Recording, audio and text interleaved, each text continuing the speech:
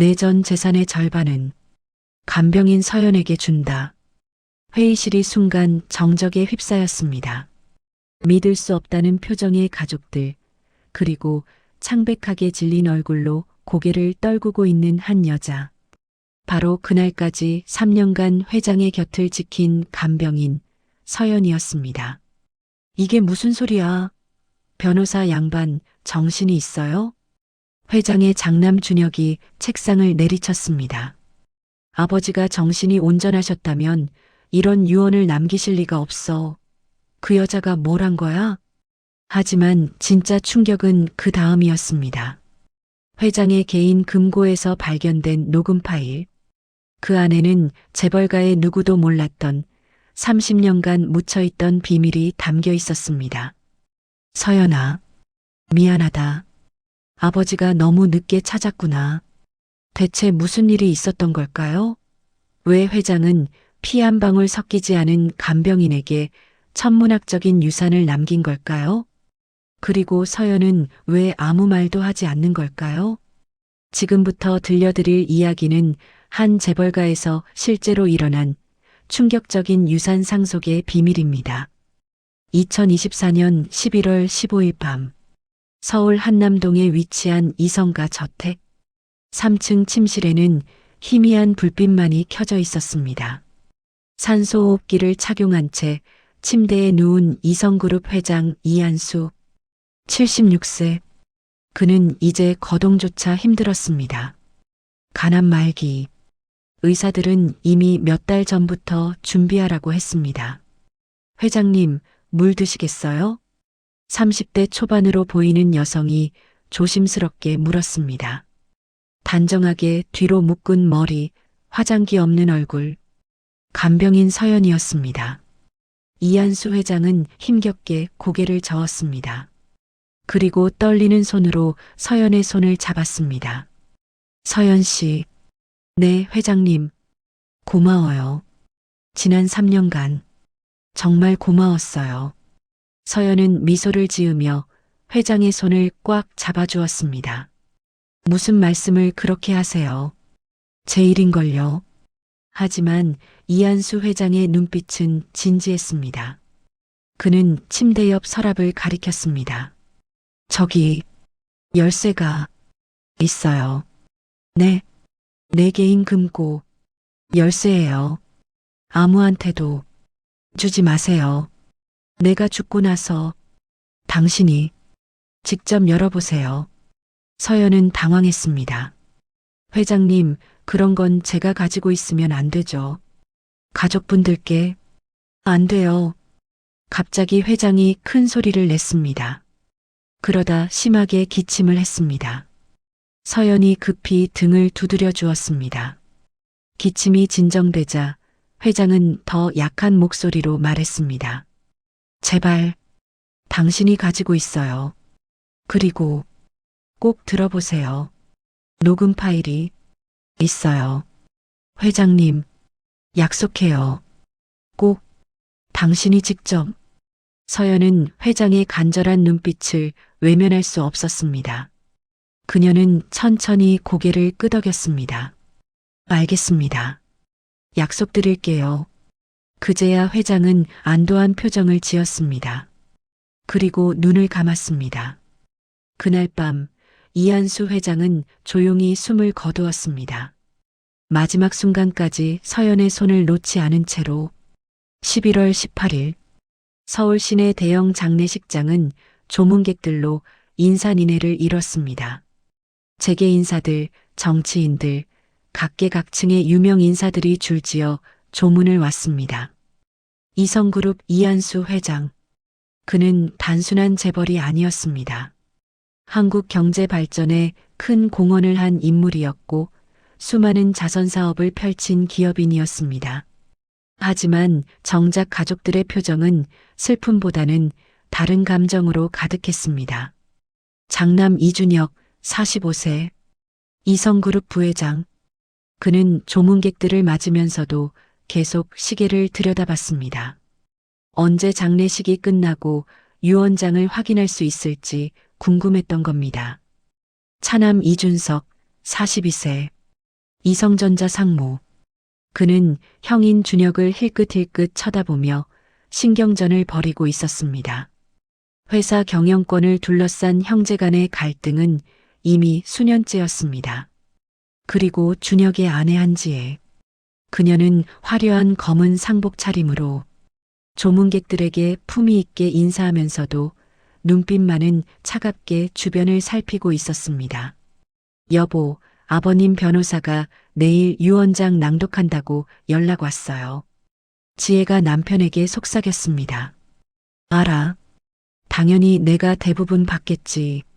내가 회사 일도 다 하고 있는데. 준혁이 자신만만하게 대답했습니다. 한편 장례식장 구석에 서연이 조용히 서 있었습니다.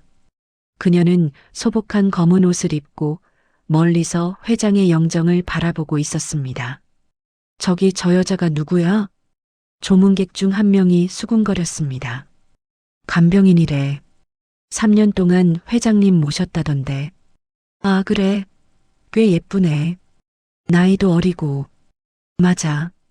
회장님이 마지막까지 저 사람만 찾으셨대. 수군거림이 점점 커졌습니다. 하지만 서연은 아무것도 듣지 못하는 것처럼 고요히 서 있었습니다.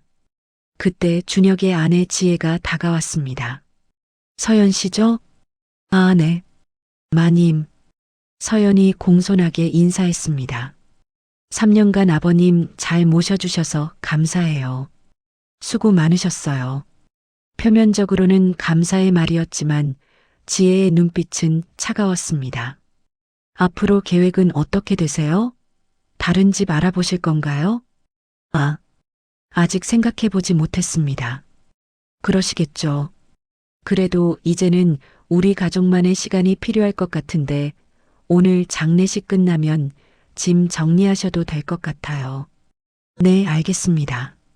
서연은 담담하게 대답했습니다. 하지만 그녀의 가슴 속에는 회장님이 건네준 금고 열쇠가 무겁게 자리하고 있었습니다. 내가 죽고 나서 당신이 직접 열어보세요. 회장님의 마지막 말이 계속 귓가에 맴돌았습니다. 11월 19일 오후 2시 이성그룹 본사 20층 회의실. 대형 타원형 테이블에 가족들이 둘러앉았습니다. 장남 준혁 부부, 차남 준석과 그의 아내, 그리고 회장의 동생 이한철과 그 자녀들까지 총 10명의 친인척이 모였습니다. 테이블 상석에는 고 이한수 회장을 30년간 담당해온 법무법인 정도의 대표 변호사 김태수가 앉아 있었습니다. 자, 그럼 고인의 유언장을 낭독하겠습니다. 김태수 변호사가 봉투를 열었습니다. 회의실은 긴장감으로 가득했습니다. 특히 준혁과 준석 형제는 서로를 경계하는 눈빛이었습니다. 유언장 작성일은 2024년 11월 1일입니다. 고인께서 돌아가시기 2주 전이네요. 변호사가 서류를 펼쳤습니다. 먼저 이성그룹 지분 45%는 장남 이준혁에게 상속합니다. 역시 준혁이 주먹을 쥐었습니다. 지혜도 만족스러운 표정을 지었습니다. 이성전자 지분 20%는 차남 이준석에게 상속합니다. 준석은 약간 실망한 표정이었지만 예상 범위 내였습니다. 한남동 본가 부동산과 제주도 별장은 두 아들이 공동 소유합니다. 네. 형제가 동시에 대답했습니다. 그리고 현금 자산 5천억 원 중 변호사가 잠시 말을 멈췄습니다. 모두의 시선이 집중되었습니다. 2,500억 원은 간병인 서연에게 증여합니다. 뭐라고요? 준혁이 벌떡 일어섰습니다. 그게 무슨 말입니까? 지금 농담하시는 겁니까? 유언장에 명확히 기재되어 있습니다. 현금 자산의 절반을 서연 씨에게. 이게 말이 됩니까? 아버지가 정신이 온전하셨다면 이런 유언을 남기실 리가 없어요. 준혁이 소리쳤습니다. 다른 가족들도 술렁이기 시작했습니다. 겨우 3년 간병한 사람한테 2,500억을? 이건 사기예요. 분명 뭔가 속인 거라고요. 지혜도 얼굴이 새빨개져서 외쳤습니다. 진정하십시오. 유 원장은 법적으로 유효합니다. 고인께서는 정신이 온전한 상태에서 변호사 2명과 의사의 입회하에 작성하셨습니다. 그럼 그 여자는 어디 있어요? 왜 여기 없는 겁니까? 준석이 물었습니다. 서연 씨는 본인이 참석하지 않겠다고 했습니다. 역시 뭔가 찔리는 거잖아. 당당하면 나올 수 있어야죠. 이때 회의실 문이 열렸습니다. 서연이 들어왔습니다. 죄송합니다. 늦었습니다. 그녀는 창백한 얼굴로 가장 구석 자리에 앉았습니다. 당신이 도대체 뭘 한 거요? 준혁이 서연을 노려보며 물었습니다. 우리 아버지한테 뭘 한 거냐고요? 저는 아무것도 하지 않았습니다. 서연이 조용히 대답했습니다. 거짓말. 3년 동안 아버지를 혼자 모시면서 뭔가 한 게 분명해요. 지혜가 손가락질하며 소리쳤습니다. 노인네 정신없을 때 재산 달라고 졸랐겠지. 이런 파렴치한. 그만하십시오. 김태수 변호사가 제지했습니다. 유 원장에는 이런 상황을 예상하신 고인의 메시지가 있습니다. 변호사가 다시 서류를 읽기 시작했습니다. 나는 정신이 온전한 상태에서 이 유 원장을 작성한다. 서연에게 재산을 물려주는 것은 그녀가 3년간 나를 헌신적으로 돌봐줘서가 아니다. 그보다 훨씬 더 중요한 이유가 있다. 그 이유는 내 개인 금고에 있는 녹음 파일을 들으면 알 수 있을 것이다. 서연 그리고 내 가족들에게 부디 그 파일을 함께 들어주기 바란다. 그리고 나를 용서해달라. 회의실이 조용해졌습니다. 녹음 파일이요? 준혁이 물었습니다. 네. 고인의 개인 금고에 USB가 하나 있다고 합니다. 열쇠는? 변호사가 서연을 바라봤습니다. 서연 씨가 가지고 계십니다. 모든 시선이 서연에게 집중되었습니다. 서연은 천천히 가방에서 작은 열쇠를 꺼냈습니다. 회장님이 마지막 밤에 건네준 그 열쇠였습니다. 회의실의 분위기는 삽시간에 험악해졌습니다. 그 열쇠를 언제 받은 거요? 준혁이 따져 물었습니다. 회장님 돌아가시기 전날 밤에 주셨습니다. 서연이 작은 목소리로 대답했습니다. 역시 아버지가 정신없을 때 받아낸 거잖아. 지혜가 비난했습니다. 그게 아닙니다. 회장님께서 직접 뭐가 직접이에요?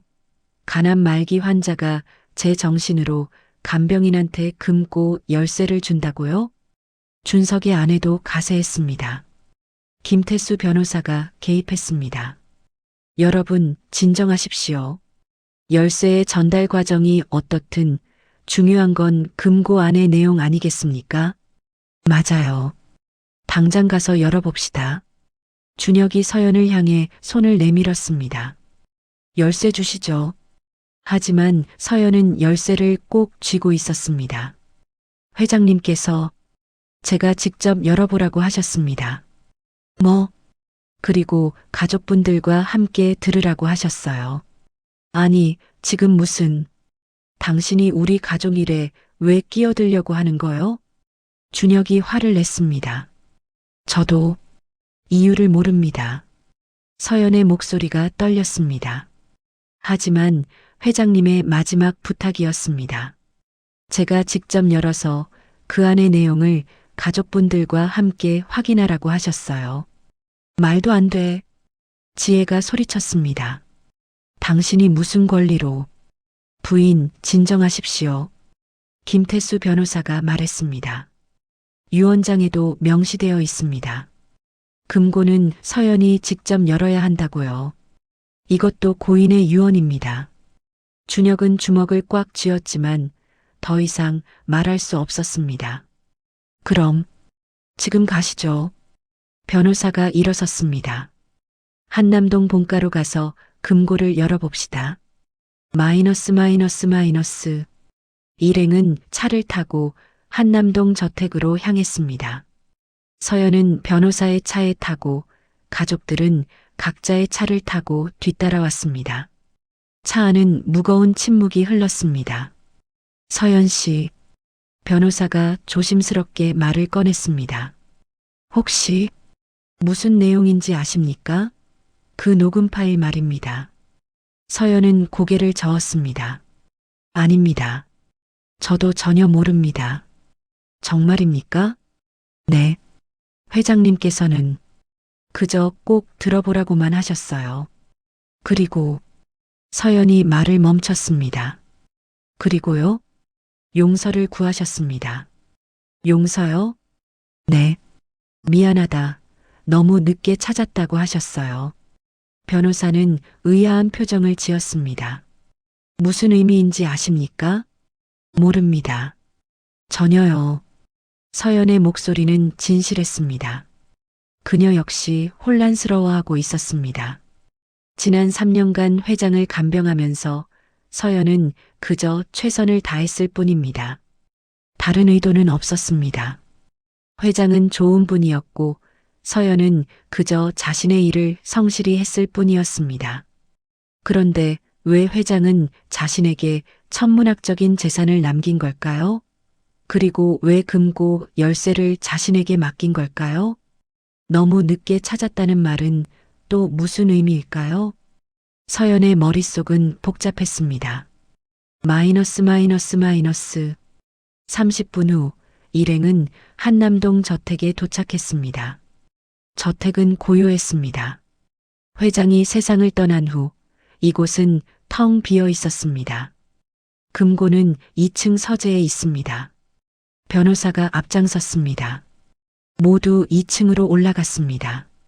넓은 서재에는 책장이 벽 한 면을 가득 채우고 있었고 그 뒤에 비밀 금고가 있었습니다. 자, 서연 씨. 열어보시죠. 서연은 떨리는 손으로 열쇠를 금고에 꽂았습니다. 찰칵. 금고 문이 열렸습니다.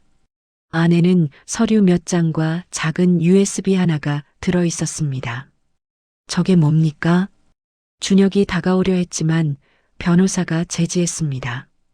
서연 씨가 먼저 확인하시죠. 서연은 USB를 꺼냈습니다. 그리고 서류들을 살펴봤습니다. 그 순간 서연의 얼굴이 창백해졌습니다. 이게 서류에는 낡은 사진 한 장이 끼워져 있었습니다. 사진 속에는 젊은 시절의 이한수 회장과 한 여자가 함께 웃고 있었습니다. 그리고 그 여자는 서연은 손이 떨렸습니다.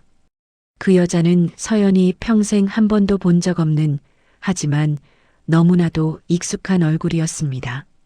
바로 서연 자신의 얼굴과 똑같은 얼굴이었습니다. 아니, 정확히는 서연의 어머니였습니다. 30년 전 서연이 태어나자마자 세상을 떠난 그 어머니의 얼굴이었습니다. 그게 누구죠? 준혁이 사진을 빼앗으려 했지만 서연은 본능적으로 사진을 꽉 쥐었습니다. 이 사람이 누구예요? 서연이 떨리는 목소리로 물었습니다. 아무도 대답하지 못했습니다. 사진 속 여자를 아는 사람이 없었으니까요. USB를 재생해 봅시다. 김태수 변호사가 말했습니다. 서재 한쪽에 있는 컴퓨터에 USB를 꽂았습니다. 모두가 화면을 둘러쌌습니다. 폴더 안에는 음성 파일 하나가 있었습니다. 파일명 서연에게 그리고 나의 가족에게 녹음 날짜 2024년 11월 1일 변호사가 재생 버튼을 눌렀습니다. 스피커에서 이한수 회장의 목소리가 흘러나왔습니다. 약하지만 또렷한 목소리였습니다. 이 녹음을 듣고 있다면 나는 이미 세상을 떠났겠지. 서연아, 그리고 준혁아, 준서가 마지막으로 내가 해야 할 이야기를 남긴다. 모두가 숨을 죽이고 들었습니다. 나는 평생을 거짓 속에서 살아왔다. 성공한 기업인, 훌륭한 아버지. 사람들은 나를 그렇게 불렀지. 하지만 나는 알고 있었다. 나는 비겁한 인간이었다는 것을. 회장의 목소리에 깊은 후회가 담겨 있었습니다. 준혁아, 준석아, 너희가 알고 있는 너희 어머니 최연숙은 내가 사랑해서 결혼한 여자가 아니었다. 뭐라고요? 준혁이 중얼거렸습니다. 나에게는 30년 전 진정으로 사랑한 여자가 있었다. 그녀의 이름은 이선미였다. 서연의 얼굴이 더욱 창백해졌습니다. 이선미. 그것은 서연의 어머니 이름이었습니다. 나는 선미를 사랑했다. 그녀는 내 회사에서 일하는 평범한 직원이었지만 누구보다 따뜻하고 순수한 사람이었다. 우리는 사랑에 빠졌고 선미는 내 아이를 임신했다. 회의실에 충격이 흘렀습니다. 하지만 나는 비겁했다. 당시 나는 회사를 크게 키우기 위해 최현숙과 정략 결혼을 해야 했다. 현숙의 아버지는 대기업 회장이었고 그와의 결혼은 사업에 큰 도움이 되었다. 세상에, 지혜가 손으로 입을 막았습니다. 나는 선미를 버렸다. 그녀가 임신한 상태로 결혼 자금을 주며 이별을 통보했다. 선미는 울면서 매달렸지만 나는 뿌리쳤다. 사업이 더 중요했으니까. 회장의 목소리가 떨렸습니다. 그리고 현숙과 결혼했다. 너희들을 낳았다. 준혁아, 준석아, 너희는 내 아들들이고 나는 너희를 사랑한다. 하지만 나에게는 또 다른 아이가 있었다. 서연은 눈물이 고였습니다. 그녀는 이미 알고 있었습니다. 선미는 아이를 혼자 낳았다. 딸이었다. 하지만 출산 중 과다출혈로 세상을 떠났다. 오 하느님, 서연이 주저앉았습니다. 변호사가 급히 그녀를 부축했습니다. 나는 그 소식을 1년 후에 들었다. 선미의 동생에게서. 그는 내게 전화를 걸어 욕을 퍼부었다. 당신 때문에 누나가 죽었다. 당신의 딸은 고아원에 보내졌다고. 회장의 목소리에서 울음이 섞였습니다.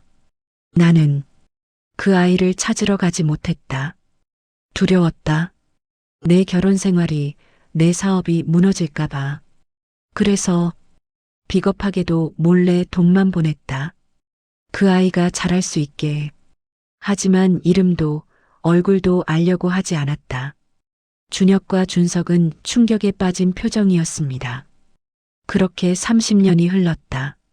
나는 성공한 기업인이 되었고 훌륭한 아버지 행세를 했다. 하지만 매일 밤 악몽을 꿨다. 선미의 얼굴이, 내가 버린 그 아이의 울음소리가 귓가에 맴돌았다. 회장이 심호흡을 했습니다. 3년 전 나는 간암 진단을 받았다. 시한부 인생. 그제야 나는 용기를 냈다. 그 아이를 찾기 시작했다. 사립탐정을 고용해서. 그리고 찾았다. 내 딸을.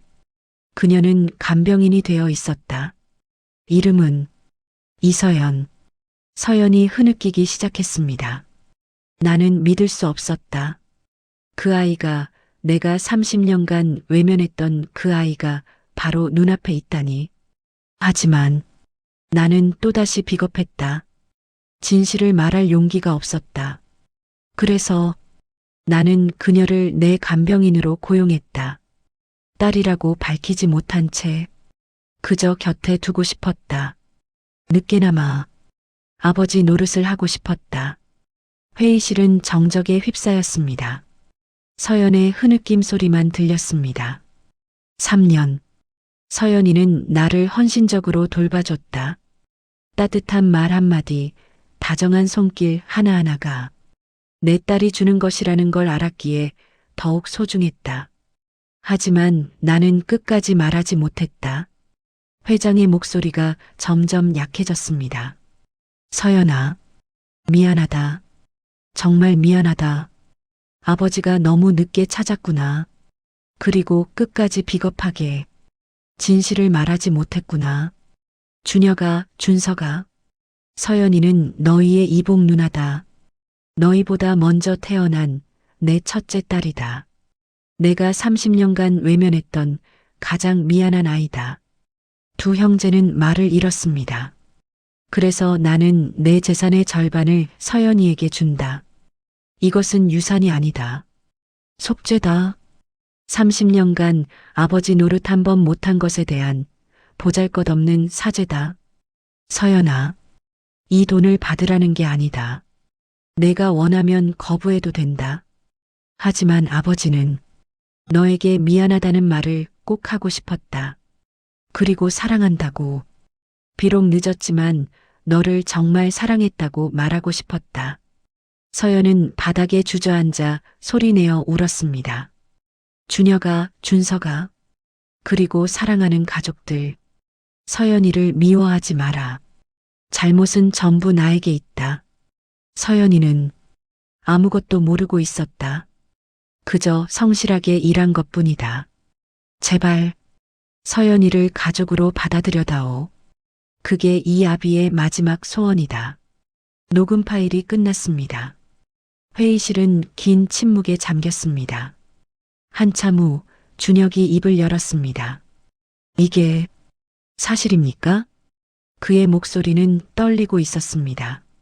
김태수 변호사가 고개를 끄덕였습니다. 회장님께서 돌아가시기 한 달 전 저를 부르셔서 모든 것을 설명하셨습니다. DNA 검사 결과도 있습니다. 변호사가 서류를 꺼냈습니다. 이한수 회장과 이서연 씨의 친자 확인 검사 결과입니다. 부녀 관계가 99.99% 확률로 확인되었습니다. 준석이 서류를 받아들었습니다. 그의 손도 떨리고 있었습니다. 그럼 정말 네. 서연 씨는 회장님의 친딸이 맞습니다. 지혜가 의자에 주저앉았습니다. 세상에, 이럴 수가. 서연은 여전히 바닥에 앉아 울고 있었습니다. 30년간 궁금했던 것들이, 평생 풀리지 않았던 의문들이 한순간에 밝혀진 것입니다. 왜 고아원에서 자라야 했는지, 왜 어머니의 얼굴도 모르고 자라야 했는지, 왜 매달 누군가가 익명으로 돈을 보내줬는지, 모든 것이 아버지 때문이었습니다. 그리고 그 아버지가 3년 동안 자신이 간병했던 그분이었습니다. 회장님, 서연이 흐느꼈습니다. 왜 말씀하지 않으셨어요? 그녀의 머릿속에 지난 3년간의 기억이 스쳐 지나갔습니다. 회장님이 유독 자신에게만 다정했던 것, 가끔 자신의 손을 잡고 눈물을 흘리던 것, 고맙다는 말을 수없이 반복하던 것, 모든 것이 아버지의 마음이었습니다. 마이너스. 준혁이 천천히 서연에게 다가갔습니다. 서연 씨. 서연은 눈물로 범벅된 얼굴을 들었습니다. 아니, 서연. 준혁이 무릎을 꿇고 그녀와 눈높이를 맞췄습니다. 미안합니다. 우리가 당신을 오해했습니다. 네. 서연이 떨리는 목소리로 말했습니다. 준혁은 복잡한 표정이었지만 고개를 끄덕였습니다. 그는 서연의 손을 잡았습니다. 아버지께서 당신에게 너무 큰 짐을 지우셨습니다. 미안합니다. 준석도 다가왔습니다. 저도 미안합니다. 우리가 너무 몰랐습니다. 서연은 두 사람을 번갈아 보며 울었습니다. 저도 몰랐어요. 정말로. 세 남매는 그렇게 처음으로 함께 울었습니다. 마이너스. 한편 지혜는 복잡한 심정이었습니다. 남편에게 이복 누나가 생긴 것도 충격이었지만 2,500억 원이라는 거액이 그녀에게 간 것이 더 충격이었습니다. 하지만 지금 이 상황에서 뭐라고 할 수 있을까요? 아버지의 고백, 30년간의 비밀, 그리고 눈앞에서 울고 있는 서연을 보니 말문이 막혔습니다. 변호사님, 준혁이 일어서며 물었습니다. DNA 검사는 언제 하신 겁니까? 3개월 전입니다. 회장님께서 직접 의뢰하셨습니다. 서연 씨 모르게. 서연 씨는 전혀 몰랐다는 말씀이신가요? 네. 회장님께서 끝까지 비밀로 해달라고 하셨습니다. 준혁은 서연을 바라봤습니다. 정말 몰랐습니까? 서연이 고개를 끄덕였습니다. 정말로 몰랐어요. 저는 그저 간병인으로 일했을 뿐이에요. 회장님이 유독 저를 아껴주시는 것 같았지만 그게 이런 이유일 줄은. 그녀는 다시 눈물을 흘렸습니다. 알았더라면 더 잘해드릴 수 있었을 텐데. 준석이 그녀의 어깨를 토닥였습니다. 당신은 충분히 잘해줬습니다. 아버지께서 마지막 3년을 행복하게 보내신 건 당신 덕분입니다. 김태수 변호사가 말했습니다. 유 원장에 따르면 서연 씨에게는 선택권이 있습니다. 유산을 받을 수도 거부할 수도 있습니다. 그리고 만약 받는다면 회장님께서는 한 가지 조건을 달아놓으셨습니다. 조건이요? 서연이 물었습니다. 네. 그 돈으로 재단을 만들어서 고아원 아이들과 한부모 가정을 돕는데 사용해달라고 하셨습니다. 회장님께서 당신과 당신의 어머니처럼 어려운 사람들을 위해서요. 서연은 눈물을 닦으며 고개를 끄덕였습니다. 알겠습니다. 회장님의 아버지의 뜻대로 하겠습니다. 그럼 유산을 받으시겠다는 말씀이신가요? 네. 하지만 서연이 준혁과 준석을 바라봤습니다. 동생들이 괜찮으시다면요. 준혁은 잠시 고민하다가 말했습니다. 아버지의 뜻입니다. 우리가 거부할 이유가 없습니다. 준석도 동의했습니다. 맞습니다. 그리고 우리에게 새로운 가족이 생긴 걸 환영합니다. 그는 서연에게 손을 내밀었습니다. 앞으로 잘 부탁드립니다. 누이. 서연은 그 손을 잡으며 다시 눈물을 흘렸습니다. 며칠 후 서연은 한남동 저택의 작은 방에 혼자 앉아 있었습니다. 회장님의 유품을 정리하던 중이었습니다. 책상 서랍에서 낡은 일기장 하나를 발견했습니다. 1995년이라고 적혀 있었습니다. 30년 전 서연이 태어난 해였습니다. 떨리는 손으로 일기장을 펼쳤습니다. 3월 15일. 오늘 선미를 만났다. 회사 신입사원 환영회에서 그녀의 미소가 봄날의 햇살 같았다. 5월 20일. 선미와 데이트를 했다. 한강공원을 걸으며 이야기를 나눴다. 그녀는 꿈이 많은 사람이다. 언젠가 작은 카페를 운영하고 싶다고 했다. 나도 그 카페의 단골 손님이 되고 싶다. 7월 10일. 선미를 사랑한다. 이렇게 확실한 건 처음이다. 그녀와 함께라면 무엇이든 할 수 있을 것 같다. 9월 3일. 선미가 임신했다. 우리 아이. 나는 기쁘다. 하지만 두렵기도 하다. 아버지께서 최 회장의 딸과 결혼하라고 압박하신다. 사업을 위해서라고. 10월 15일. 오늘 선미에게 이별을 통보했다. 나는 비겁하다. 사업을 선택했다. 돈을 선택했다. 선미는 울었다. 나도 울고 싶었지만 울지 못했다. 11월 20일. 현숙과 약혼했다. 모두가 축하한다. 하지만 나는 행복하지 않다. 일기는 여기서 끝났습니다. 서연은 일기장을 꼭 안고 울었습니다. 아버지도 괴로워했구나. 수십 년 동안 매일 밤 후회하며 살았구나. 다음 날 서연은 어머니의 고향인 충청남도의 작은 마을을 찾았습니다. 어머니의 동생, 즉 서연의 외삼촌이 살고 있는 곳이었습니다. 작은 슈퍼마켓 앞에서 서연은 멈췄습니다. 선미 슈퍼라는 간판이 걸려 있었습니다. 어머니의 이름을 딴 가게였습니다. 서연은 용기를 내어 안으로 들어갔습니다. 어서 오세요. 한 남자가 인사했습니다. 그리고 서연의 얼굴을 보자 굳어졌습니다. 너는 안녕하세요. 저는 서연이구나. 남자가 떨리는 목소리로 말했습니다. 외삼촌이세요? 그래. 나는 내 외삼촌 이동욱이다. 동욱은 서연을 한참 바라보다가 눈물을 흘렸습니다. 선미 누나를 닮았구나. 너무 닮았어. 두 사람은 슈퍼 뒤쪽 작은 방에 앉았습니다. 외삼촌, 엄마 이야기 들려주세요. 서연이 조심스럽게 물었습니다. 동욱은 천천히 입을 열었습니다. 내 엄마 선미 누나는 정말 좋은 사람이었어. 고등학교 때 부모님이 교통사고로 돌아가셔서 누나가 나를 키웠지. 고생 많이 하셨어. 그러다 서울에 있는 대학에 장학금을 받고 진학하셨고 졸업 후 이성그룹에 취직하셨지. 누나는 너무 기뻐하셨어.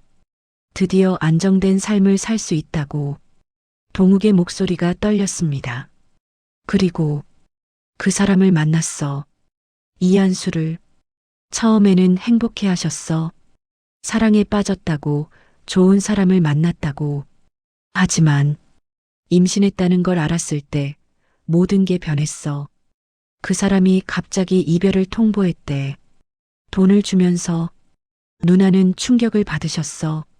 그래도 아이는 지키기로 하셨지. 내가 태어나면 잘 키우겠다고, 혼자서도 할 수 있다고 하셨어. 동욱이 눈물을 닦았습니다. 하지만 출산이 어려웠어. 과다출혈이 있었는데 혼자서 병원에 가셨거든. 나는 그때 군대에 있었고 아무도 곁에 없었어. 누나는 너를 낳고 세상을 떠나셨어. 마지막 말씀이 동우가 이 아이를 부탁한다였어. 서연은 소리 없이 울었습니다. 나는 너를 키우고 싶었어. 하지만 나도 너무 어렸고 경제적으로 여유가 없었어. 그래서 고아원에 맡길 수밖에 없었지. 미안하다, 서연아. 삼촌이 무능해서. 아니에요, 삼촌. 서연이 고개를 저었습니다. 삼촌이 매달 돈을 보내주셨죠? 어떻게 알았어? 회장님께서 말씀하셨어요. 익명으로 매달 돈을 보냈다고. 동욱이 고개를 저었습니다. 그건 내가 아니야. 네. 나는 돈이 없어서 보내지 못했어. 그건 아마 그 사람이었을 거야. 이한수가. 서연은 놀랐습니다. 회장님이. 그때부터? 응. 한 달에 한 번씩 내 이름으로 돈이 입금됐어. 나는 처음엔 누군지 몰랐는데 나중에 생각해보니 그 사람밖에 없더라고. 그 사람은 비겁했지만 완전히 나쁜 사람은 아니었던 것 같아. 적어도 너를 완전히 외면하지는 않았으니까. 서연은 복잡한 심정이었습니다. 아버지는 수십 년 동안 멀리서나마 자신을 지켜봐 왔던 것입니다. 한 달 후, 서연은 선미재단 설립을 위한 첫 이사회에 참석했습니다. 2,500억 원으로 만들어진 이 재단은 고아원 아이들과 한부모 가정을 지원하는 것을 목적으로 했습니다. 이 사진에는 서연뿐만 아니라 준혁과 준석도 참여했습니다. 첫 번째 지원 대상은 전국 신계 고아원입니다. 서연이 발표했습니다. 각 고아원당 매년 5억 원씩 지원하여 아이들의 교육과 생활환경 개선에 사용됩니다. 좋습니다. 준혁이 고개를 끄덕였습니다. 그리고 한부모 가정을 위한 장학금 제도도 만들겠습니다. 준석이 덧붙였습니다. 아버지께서 원하셨던 일입니다. 회의가 끝난 후 세 남매는 함께 커피를 마셨습니다. 서연 누나, 준혁이 조심스럽게 말을 꺼냈습니다. 우리 집에 놀러 오지 않을래요? 조카들도 고모를 보고 싶어 해. 서연은 놀랐습니다. 조카들? 응. 아들 둘이 있어. 10살, 8살. 고모가 생겼다고 엄청 신기해 하더라고. 준석도 거들었습니다. 우리 집에도 와. 딸이 하나 있는데 5살이야. 엄청 귀여워. 서연은 미소를 지었습니다. 고마워요. 뭘, 우리가 더 고마워해야지. 준혁이 말했습니다. 아버지의 마지막 3년을 행복하게 해준 건 누나니까. 그리고 준석이 진지하게 말했습니다. 늦었지만 이제부터라도 진짜 가족처럼 지내자. 우리는 피를 나눈 남매니까. 서연의 눈에 눈물이 고였습니다. 응, 고마워. 그날 밤 서연은 한남동 저택 2층 서재에 혼자 앉아 있었습니다. 회장님의 책상에 앉아 창밖을 바라봤습니다. 회장님, 서연이 중얼거렸습니다. 아니, 아버지, 처음으로 그렇게 불러봤습니다. 저 이제 알았어요. 아버지가 왜 그렇게 저를 아껴주셨는지, 왜 제 손을 그렇게 꼭 잡으셨는지. 아버지도 괴로우셨죠? 30년 동안 매일 밤 후회하며 사셨죠? 바람이 창문을 흔들었습니다. 저는 아버지를 용서해요. 비록 늦었지만 마지막 3년은 정말 행복했어요. 아버지와 함께였으니까. 그리고 이제 알아요. 제가 왜 간병인이 되었는지, 제가 왜 사람들을 돌보는 일을 좋아하는지. 엄마를 닮아서겠죠? 엄마도 따뜻한 사람이었다고 삼촌이 말씀하셨어요. 서연은 책상 서랍에서 어머니 사진을 꺼냈습니다. 수십 년 전 아버지와 함께 찍은 그 사진. 엄마, 아빠, 이제 다 알았어요. 제가 왜 이 세상에 태어났는지, 제가 누구인지, 그리고 이제 살아갈 거예요. 엄마와 아빠의 딸로서 당당하게. 마이너스 마이너스 마이너스 지금까지 이야기 들어주셔서 감사합니다. 구독과 좋아요는 영상 제작에 큰 힘이 됩니다. 다음에 또 좋은 영상으로 찾아뵙겠습니다.